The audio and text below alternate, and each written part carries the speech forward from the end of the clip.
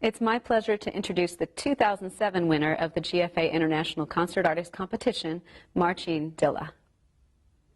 So, hello everyone, I am Marcin Dylla and I'm here to talk a little bit about Carcassi study number 7.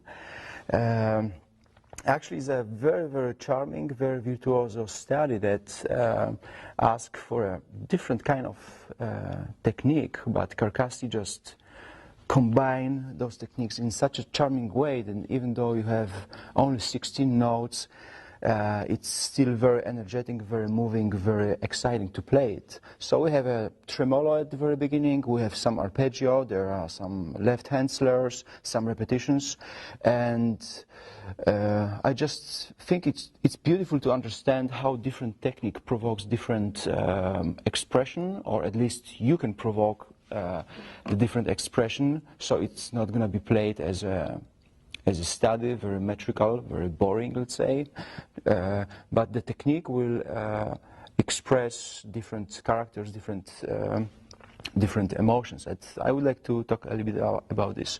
So everything starts with this A minor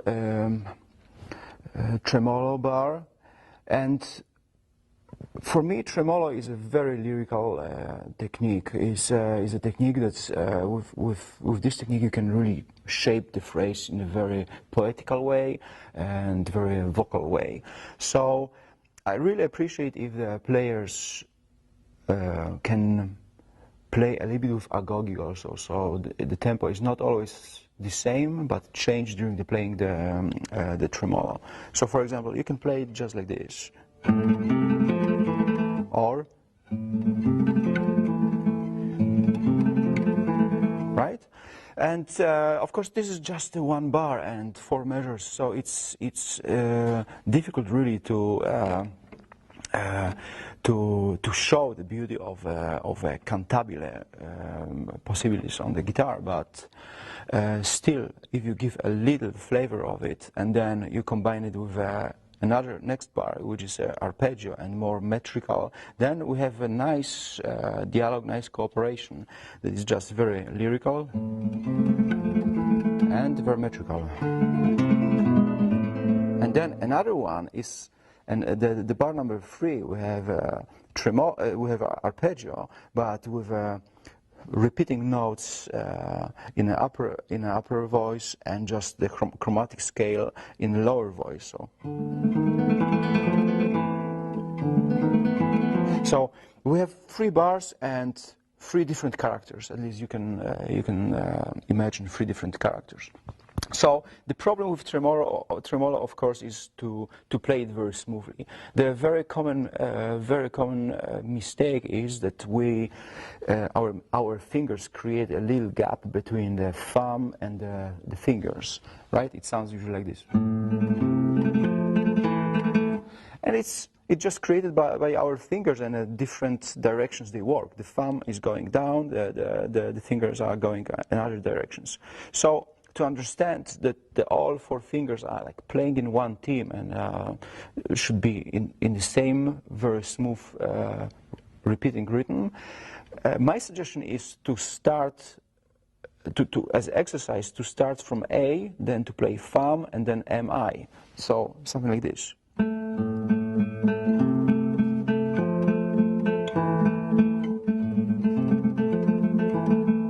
This will help you to understand that all muscles are should work the same, and the thumb is actually, as I said, as I mentioned before, the thumb is the member of the team, and I think it will help create a smoothness in a tremolo. Of course, very common mistake is also that one from the repeating note is too soft or too loud.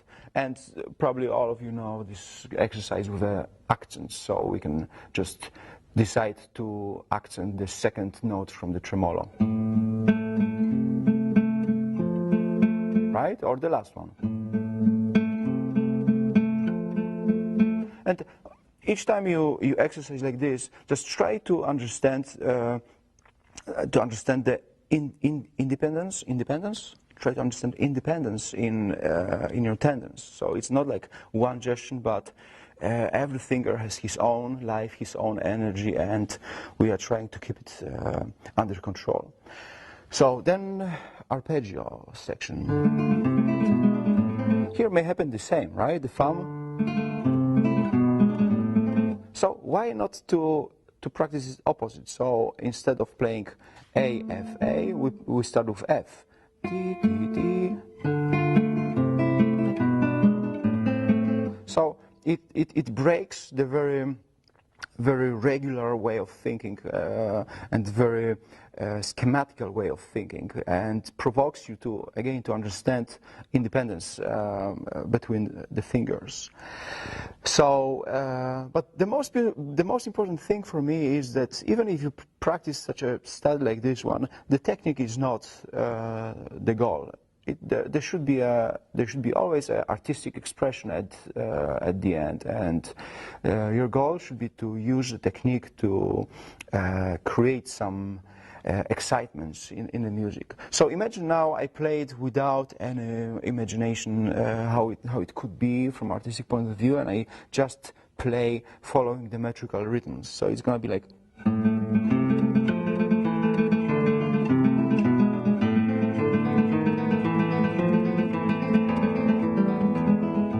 Right? But if you try to do this, what I was talking about before, like smoothness of the tremolo, the metrical intensity of arpeggio, and then beautiful crescendo on a chromatic scale, it may sound completely different.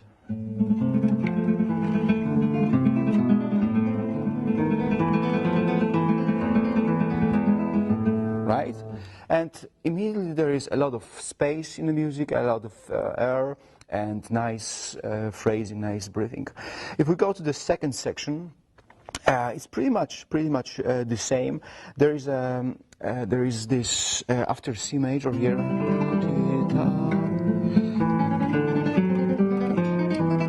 This progression, and to be honest, when I took a look at this course for the first time, I ignored a little bit dynamic science from the composer, and I did something intuitively. But then when I was trying to understand why he put those decrescendos on every second note, I realized that he just moved the downbeat from 1 to 2, and it creates kind of unregular, kind of energetic movement, and provokes also more intensity in the section that is coming later on. That is again very metrical, and the downbeat is then there where we all expect to be. So look at this. If I just play this section like this.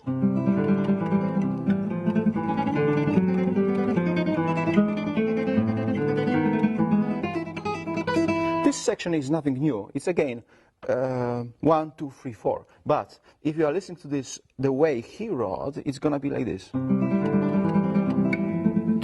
3, 4, 1, 2, 3, 4, 1, and then 1. So it creates this beautiful delay in the accents, and I think kind of virtuoso excitements in the middle of this piece. And I just love it very much. So this is another proof that first of all you have to really understand very well what composer was trying to tell you through all the science other in a music, and later on, of course, you can base your own expression on this what we have over there. And okay, one more section, the E major here.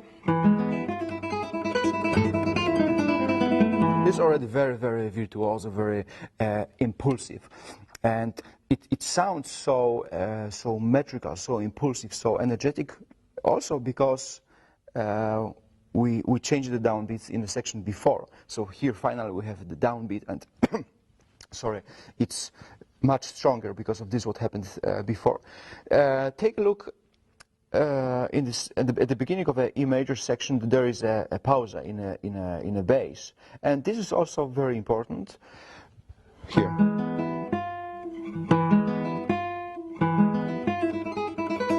I think because we damp all the notes, all the aliquots, the slurs, they are also becoming more powerful and meaningful. If I just let it ring everything, sounds like just a lot of noise. So when I was just trying to damp the strings, I had to listen very carefully which string actually is ringing, and I was surprised that the sixth string is ringing even though I didn't play on it. Right? Look at this. Probably on your guitars it's going to be the same. Those are the aliquots. You just play the E on the fourth string, and the sixth string is also ringing. So you have to do care about it and damp all the four strings. So we have no resonation, no sound, and there we have a B string that is still ringing. And to damp this one, the best solution is just to play the rest stroke with the second finger. So something like this.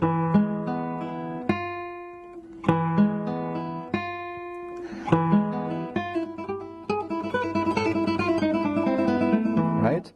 And then another bar, we have an E, but this just takes 2/4, so it's a little bit longer. And here we have to damp it.